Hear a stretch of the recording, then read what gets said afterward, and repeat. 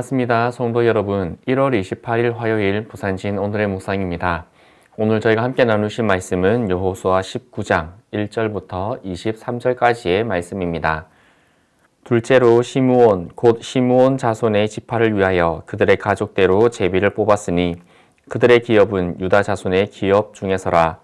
그들이 받은 기업은 브엘세바 곧 세바와 몰라다와 하살수알과 발라와 에셈과 엘돌락과 부돌과 호르마와 시글락과 벳 말가복과 하살수사와 벳 르바옥과 사루헨이니 13성읍이요 또 그 마을들이며 또 아인과 림몬과 에델과 아산이니 4성읍이요 또 그 마을들이며 또 네겝의 라마 곧 바알랏 브엘까지 이 성읍들을 둘러있는 모든 마을들이니 이는 시므온 자손의 지파가 그들의 가족대로 받은 기업이라.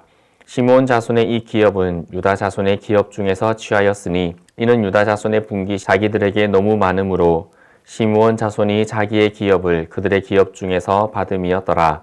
셋째로 스불론 자손을 위하여 그들의 가족대로 제비를 뽑았으니 그들의 기업의 경계는 사리까지이며 서쪽으로 올라가서 마랄라에 이르러 답베셋을 만나 용르암 앞 시내를 만나고 사릴에서부터 동쪽으로 돌아 해뜨는 쪽을 향하여 기슬롯 다볼의 경계에 이르고 다브라스로 나가서 야비아로 올라가고 또 거기서부터 동쪽으로 가드헤벨을 지나 엣 가신에 이르고 네아까지 연결된 리몬으로 나아가서 북쪽으로 돌아 한나돈에 이르고 입다엘 골짜기에 이르러 끝이 되며 또 갓닥과 나할랄과 시므론과 이달라와 베들레헴이니 모두 12성읍과 그 마을들이라.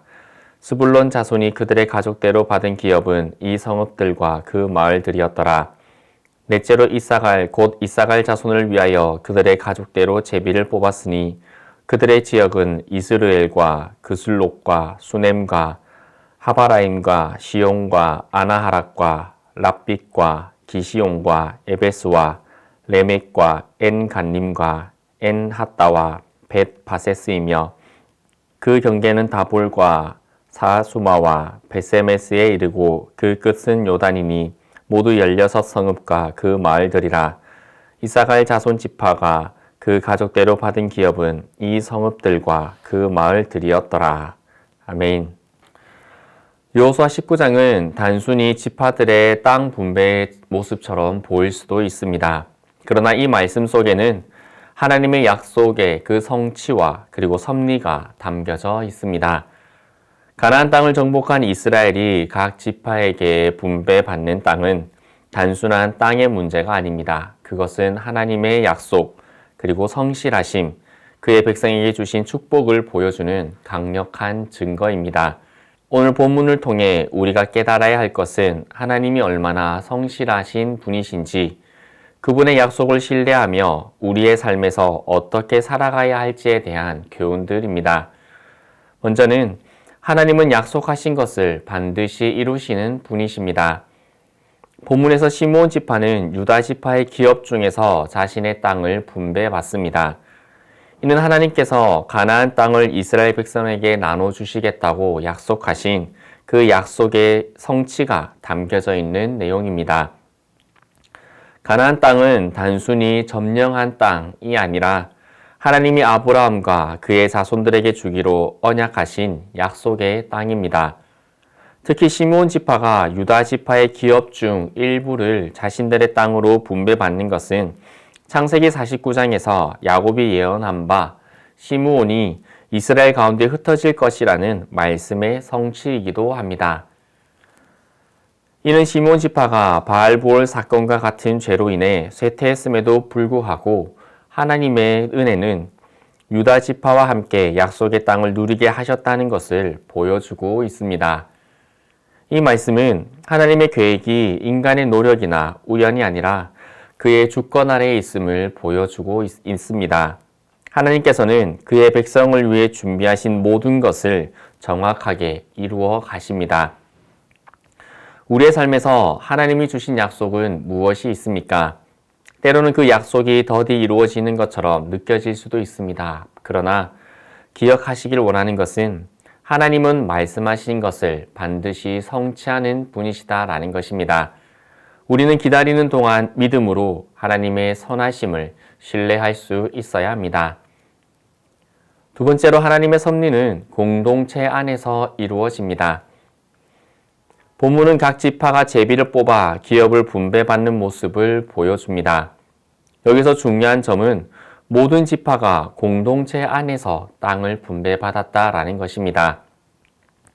이는 하나님께서 모든 지파가 서로 의존하며 하나님의 계획 안에서 하나된 공동체로 살아가도록 의도하셨음을 보여주고 있습니다. 각 지파는 땅을 나눠 가짐으로써 서로 협력하며 책임을 분담해야 했습니다.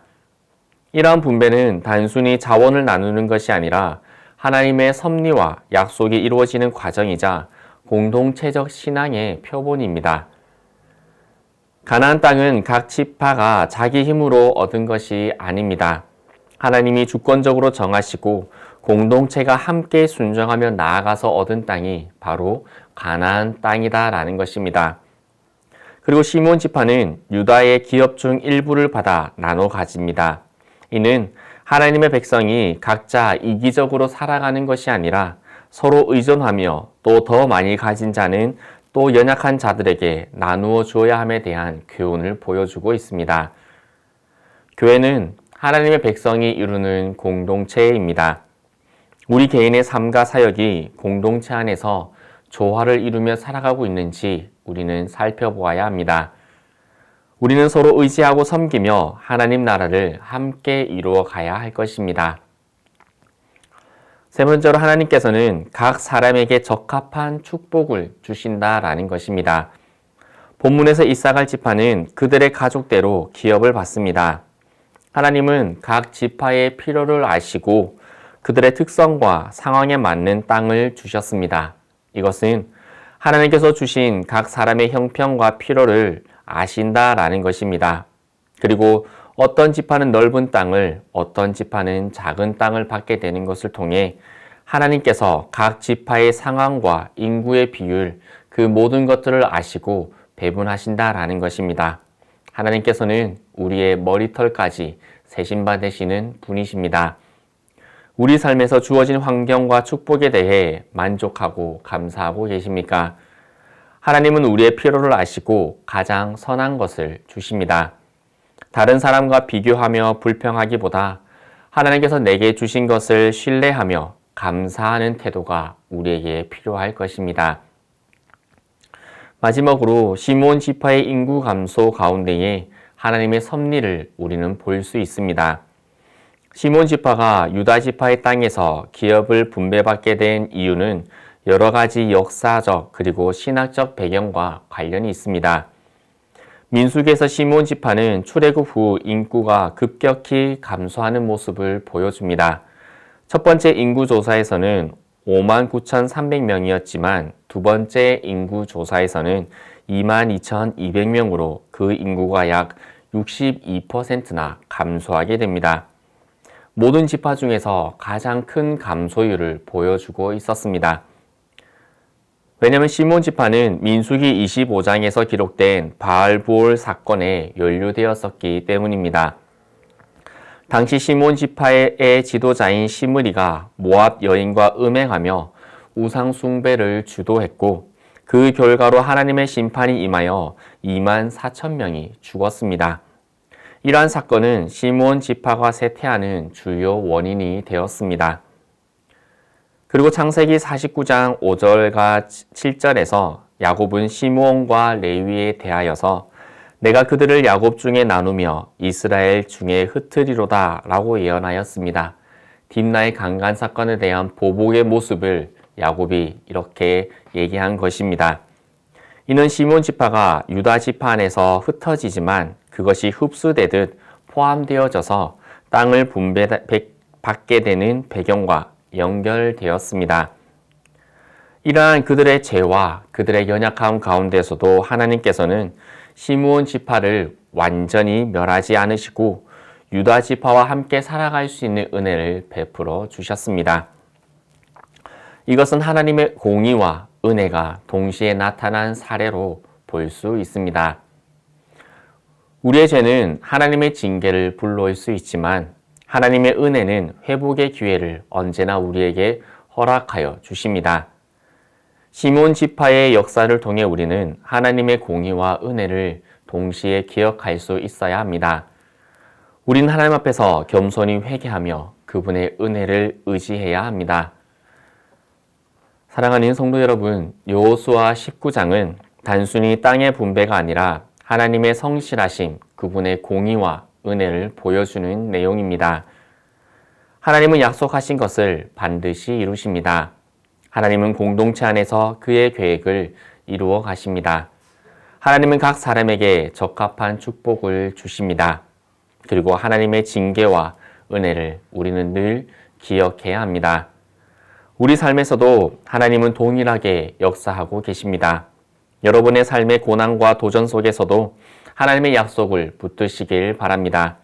그분의 성실하심을 신뢰하시고 여러분의 기업을 감사함으로 받으시며 지금도 공의와 정의와 은혜로 인도하신 하나님을 바르게 바라보실 수 있기를 바랍니다. 함께 기도드리겠습니다. 성실하신 하나님, 오늘 말씀을 통해 하나님의 약속과 섭리를 깨닫게 해주셔서 감사합니다. 우리의 삶 속에서도 당신의 약속을 붙들고 공동체 안에서 당신을 신뢰하며 살아가게 하옵소서. 예수님의 이름으로 기도드리옵나이다. 아멘.